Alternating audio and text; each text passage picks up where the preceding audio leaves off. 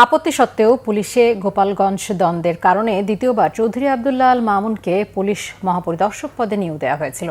এমনকি আইজিপি হিসেবে যখন ফের চুক্তিভিত্তিক নিয়োগ দেওয়া হয় তখন তাকে আর নিয়োগ না দিতে তৎকালীন প্রধানমন্ত্রীর মুখ্য সচিবকে অনুরোধ করেছিলেন তিনি। বৃহস্পতিবার আন্তর্জাতিক অপরাধ ট্রাইব্যুনাল 1-এর চেয়ারম্যান বিচারপতি মোহাম্মদ গোলাম মর্তজা মজুমদারের নেতৃত্বাধীন বিচারিক প্যানেলে মানবতাবিরোধী অপরাধের মামলার জেরার এমন দাবি করেছেন সাবেক আইজিপি মামুন।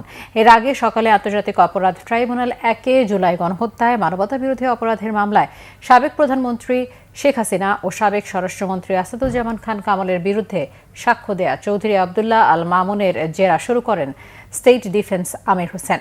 এর আগে গত 2 সেপ্টেম্বর রাজসাক্ষী হিসেবে ট্রাইব্যুনালে সাক্ষ্য দেন চৌধুরী মামুন। সে সময় তিনি বলেন, জুলাই অভ্যুত্থানে অতিরিক্ত বল প্রয়োগের সিদ্ধান্ত আসে রাজনৈতিকভাবে। বলেন, লিথল ওয়েপন ব্যবহারের নির্দেশনা এসেছিল শেখ হাসিনার কাছ থেকেই। পরে এই সাক্ষ্যকে আওয়ামী লীগ আমলে গুম, খুন ও জুলাই গণহত্যার অকাট্য দলিল হিসেবে উল্লেখ করেন চিফ প্রসিকিউটর। এই মামলায় এখনো পর্যন্ত চৌধুরী মামুন সহ সাক্ষ্য দিয়েছেন 36 জন।